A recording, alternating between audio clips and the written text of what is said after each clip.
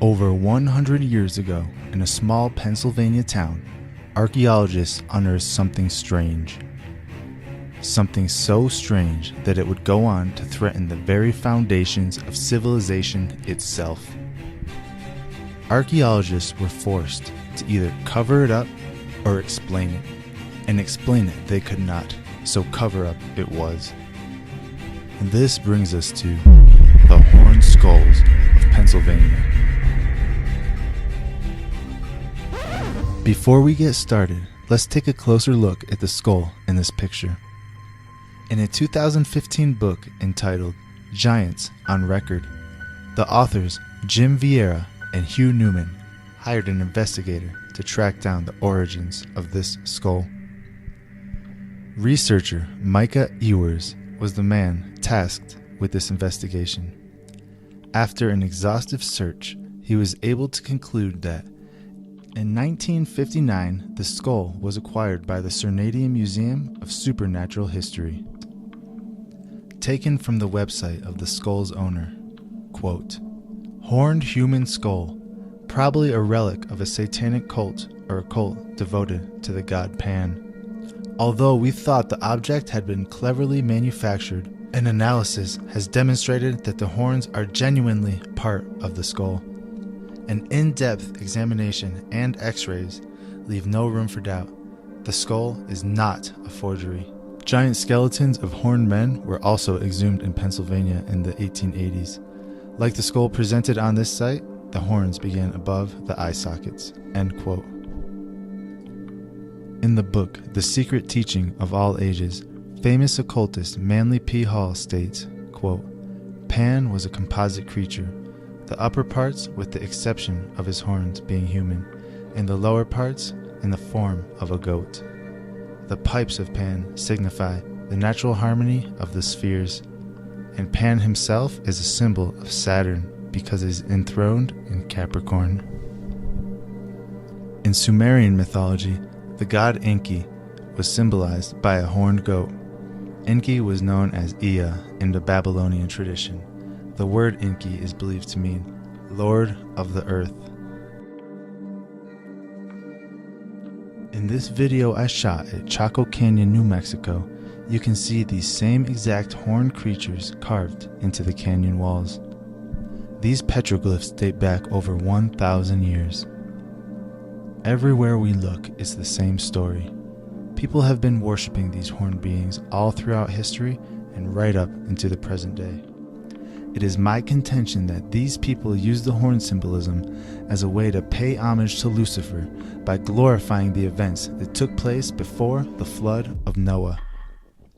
In those days, fallen angels used genetic manipulation and forbidden technology to create a race of unauthorized creatures.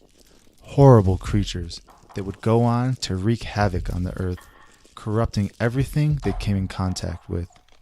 Until one day, when God told Noah, quote, "The end of all flesh is come before me, for the earth is filled with violence through them, and behold, I will destroy them with the earth." End quote. After the flood, however, something very strange happened. From the book of Numbers, chapter 13, verse 33, quote, "We saw the Nephilim there. The descendants of Anak come from the Nephilim. We seemed like grasshoppers in our own eyes, and we looked the same to them." End quote. Could this horned skull be used to prove the existence of these creatures? Let's take a look. On July 14th, 1916, the New York Times published an article entitled "Scientists Unearth Relics of Indians Who Lived Over 700 Years Ago." And I quote, "Professor A.B. Skinner of the American Indian Museum, Professor W.K. Moorhead of the Philip Andover Academy, and Dr. George Donahue, Pennsylvania State Historian, who have been conducting research along the Susquehanna, have uncovered an Indian mound at Tioga Point, on the upper portion of the Queen Earth Flats, on what is known as the Murray Farm, a short distance from Syrie, Pennsylvania. which promises to add rich additions to Indian lore. In the mound uncovered were found the bones of 68 men who were believed to be buried 700 years ago. The average height of these men was 7 feet tall, while many were much taller. Further evidence of their gigantic size was found in large celts or axes hewed from stone and buried in the grave. On some of the skulls, 2 inches above the perfectly formed foreheads, were protuberances of bone. Members of the expedition say that this is the first discovery of its kind on record and a valuable contribution to the history of the early races. The skull and a few of the bones found in the grave were sent to the American Indian Museum.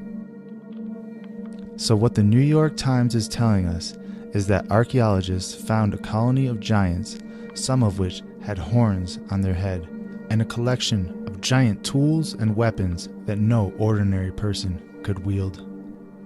As you can imagine, this article rippled through the scientific community like a tidal wave, and panic set in. This forced Professor A.B. Skinner, who was one of the main archaeologists conducting the dig, to write to the New York Times and say that they were mistaken and that there were no horned skulls found. He later wrote this in his book, and I quote, "In an ingenious fashion by its owner, it was not 3/4 of a yard like those Captain Smith admired, which were evidently effigy pipes, as he said. They had a bird or deer or some such device on the great end and sufficient to beat out one's brains. While the writer was present, one of the men working in the grave exclaimed, 'There are horns over its head.' Mr. Skinner said that it indicated chieftainship. Later, this was found to be a bundle burial, completely covered with Virginia deer antlers. A passing visitor, however, heard the explanation and attempted to verify by interrogating a fun-loving Maine woman, and a story was printed coast to coast that one or more skulls had been found with horns growing on its forehead." End quote. So his explanation is that they were deer antlers, and the New York Times only wrote the article after hearing someone yell out, "They have horns"? Interesting. Let's see if we can find any more reports of horned skulls found during excavations in early America. As it turns out, this is not the only report of giant skeletons and horned skulls. Reports are numerous, and they date back to the 1800s and span all across America. Taken from the Hawking Sentinel, April 28, 1898, Toledo, Ohio. 3 giant skeletons, quote, "Workmen in the employ of the Ferguson Construction Company excavating for the Toledo and Ottawa Beach Railroad, a little beyond the city limits of Toledo, Ohio, unearthed 3 giant skeletons, evidently relics of some great race, as they were about 7 feet in length, and just where the ears should be, on the head, are singular bony protuberances which curl forward. These finds were made in solid yellow clay, about 8 feet below the surface. The cut is through a large mound, not half of which has been torn up yet. Several stone tomahawks of large size have been picked up in locality." End quote. Here is another one from the Minnesota News, December 6, 1905. Giant bones unearthed.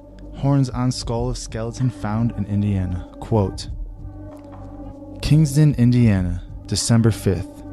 Bones of a primitive giant have been unearthed by Alonzo Lewis, a farmer living near Sulphur Springs. The skeleton is more than 7 feet in length, and the skull has horns about 1.5 inches long, projecting upwards from the point just behind the ears. Several similar skeletons have been found here in the past few weeks. All of the peculiar bones were found in the gravel pit on Lewis Farm." End quote.